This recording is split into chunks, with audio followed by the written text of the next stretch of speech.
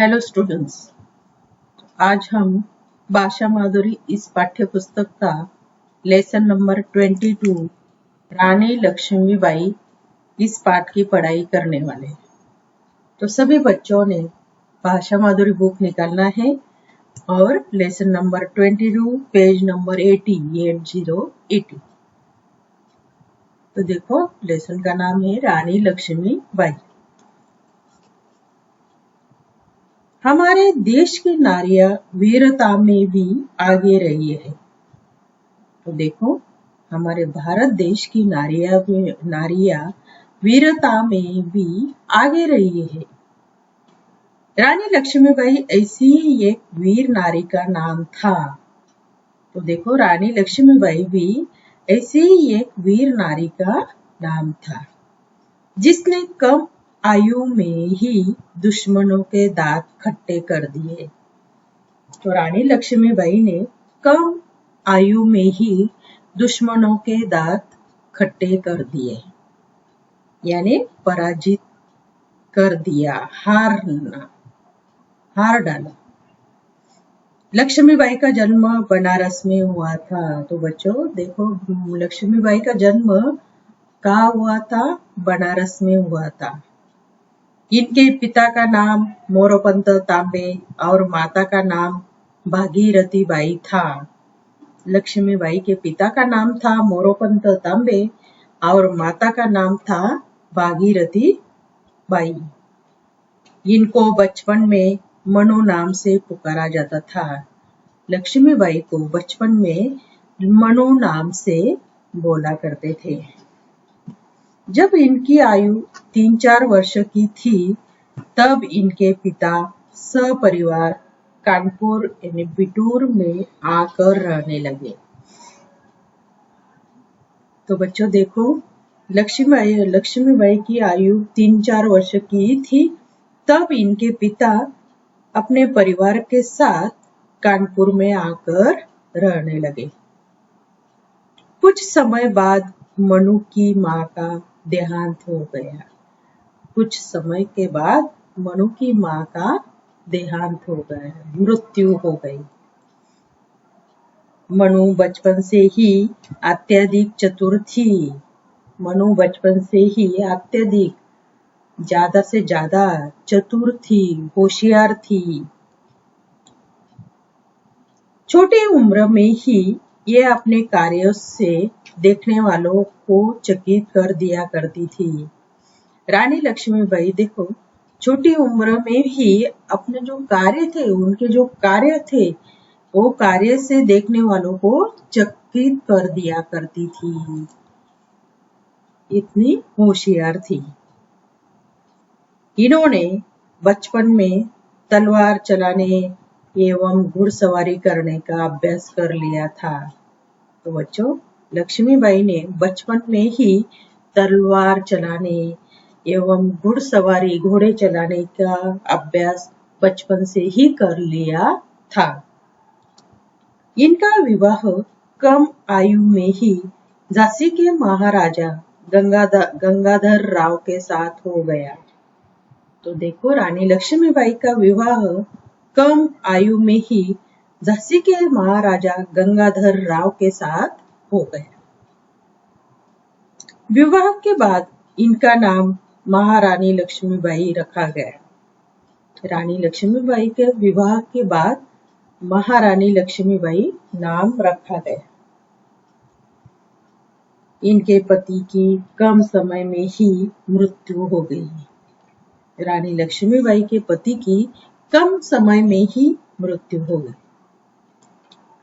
राजपाट का सारा कारोबार अब महारानी को संभालना पड़ा। तो महाराजा की मृत्यु होने के बाद सारा कार्यभार महारानी को ही संभालना पड़ा। महारानी प्रातःकाल 5 बजे उठकर स्नान करती और भगवान की पूजा करती। तो देखो, महारानी सुबह 5 बजे ही उठकर स्नान करती और भगवान की पूजा करती थी। इसके बाद राज कर्मचारियों से मिलने का क्रम रहता। भगवान की पूजा करने के बाद राज कर्मचारियों से मिलने का उनका क्रम रहता था। इनके यहाँ 750 कर्मचारी थे। रानी लक्ष्मीबाई के राज दरबार में 750 कर्मचारी थे। इनकी स्मरण शक्ति बहुत अच्छी थी। रानी लक्ष्मीबाई की स्मरण शक्ति बहुत अच्छी थी। कौन सी भी बात वो भूलती नहीं थी। यदि किसी दिन कोई कर्मचारी न आता तो दूसरे दिन उसके न आने का कारण पूछना ये नहीं भूलती थी। तो देखो बच्चों, रानी लक्ष्मीबाई यदि किसी दिन कोई भी कर्मचारी न आता तो उसको न आने का कारण दूसरे दिन पूछना कभी भी नहीं भूलती थी लक्ष्मीबाई। एक बार महारानी मंदिर से पूजा करके लौट रही थी। एक बार महारानी मंदिर से पूजा करके लौट रही थी। इन्होंने वहां भिखारियों की भारी भीड़ देखी।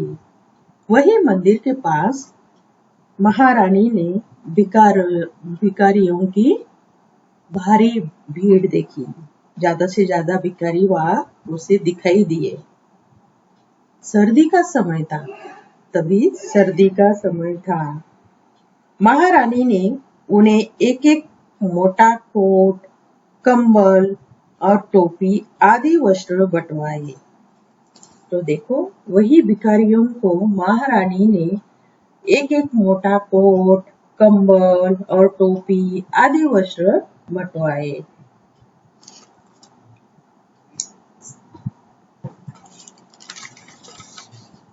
उस समय हमारा देश पराधीन था। तो उस समय हमारा देश स्वतंत्र हुआ नहीं था, अंग्रेजों का शासन था, तभी हमारा देश पराधीन था। अंग्रेजी सरकार झांसी को भी अपने अधीन करना चाहती थी। तो अंग्रेजी सरकार झांसी को भी अपने अधीन करना चाहती थी, उनके तरफ करना चाहती थी। इसीलिए अंग्रेजी सरकार महारानी लक्ष्मीबाई पर दबाव डालने लगे और इसीलिए अंग्रेज सरकार महारानी लक्ष्मीबाई पर दबाव डालने लगे। एक बार अंग्रेजों ने किले को घेर लिया। एक बार अंग्रेजों ने किले को घेर लिया। वे चाहते थे महारानी उनकी दासता स्वीकार कर ले। वे चाहते थे महारानी उनकी दासता स्वीकार कर ले। दासता यानी गुलामी, गुलामी स्वीकार कर ले। लेकिन महारानी वीर महिला थी। झांसी की रानी महारानी वीर महिला थी। इन्होंने अंग्रेजों से लड़ने का निश्चय किया और महारानी ने अंग्रेजों से लड़ने का निश्चय किया। निश्चय यानी इरादा। ये रात में कुछ सिपाहियों के साथ किले से बाहर निकली। रानी लक्ष्मीबाई रात में ही कुछ सिपाहियों के साथ किले से बाहर निकली। इसके अतिरिक्त इनके पास कोई चारा न था और इसके अतिरिक्त यानी इसके अलावा महारानी के पास कोई भी रास्ता नहीं था। चारा न था यानी कोई भी रास्ता नहीं था। रानी लक्ष्मीबाई अपने विरोधियों से संग्राम करते हुए आगे बढ़ने में सफल रही। तो देखो, रानी लक्ष्मीबाई अपने जो विरोधी थे उनके साथ संग्राम यानी युद्ध करते हुए आगे बढ़ने में सफल रही। यद्यपि अंग्रेज इनका पीछा कर रहे थे और तभी अंग्रेज सरकार इनका रानी लक्ष्मीबाई का पीछा कर रहे थे, परंतु ये घबराई नहीं। परंतु रानी लक्ष्मीबाई घबराई नहीं, आगे बढ़ती रही। इन्होंने रणक्षेत्र में मोर्चा संभाल लिया। रणक्षेत्र यानी युद्ध करने का स्थान। तो जो रानी लक्ष्मीबाई घबराई नहीं, आगे बढ़ती रही।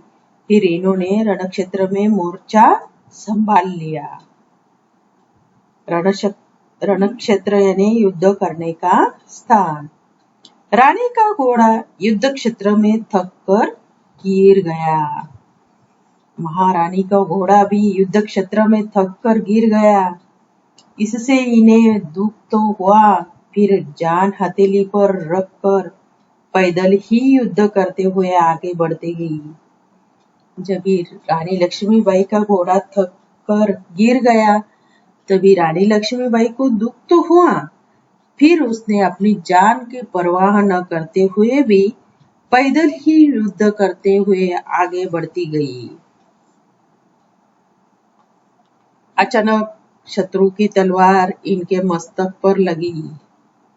अचानक शत्रु की तलवार रानी लक्ष्मीबाई के सिर पर लगी, जिससे इनकी दाहिनी आंख में विशेष चोट आई और तलवार लगने के कारण रानी लक्ष्मीबाई के दाहिनी आंख में विशेष चोट लग गई।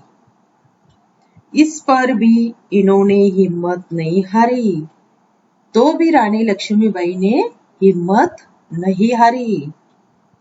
घायल होने पर भी ईंट का जवाब पत्थर से देते हुए उस अंग्रेज अफसर को मार गिराया जिसने इन पर वार किया था।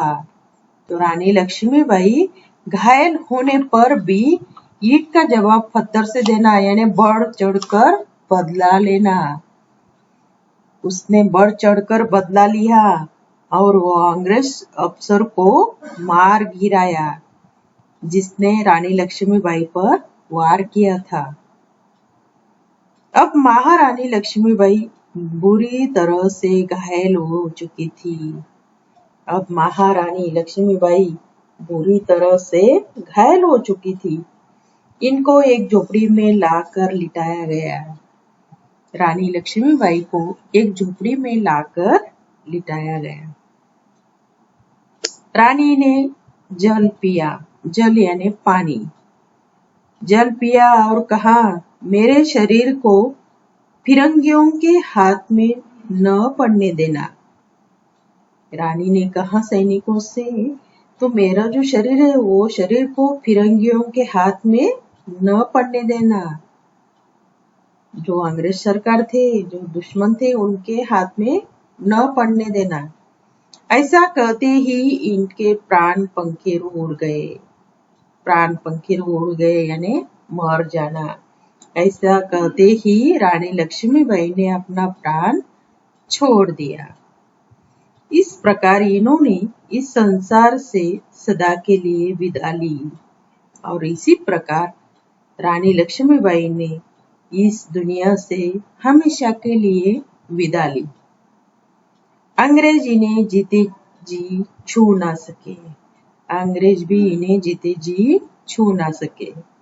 रानी लक्ष्मीबाई ने आजादी के लिए अपना जीवन बलिदान कर दिया और रानी लक्ष्मीबाई ने आजादी के लिए अपना जीवन कुर्बान कर दिया। बलिदान कर देना यानी कुर्बान कर दिया।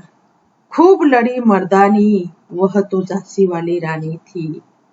ऐसे यह झांसी वाली रानी लास्ट तक लड़ती रही और अपने आजादी के लिए अपना जीवन कुर्बान कर दिया।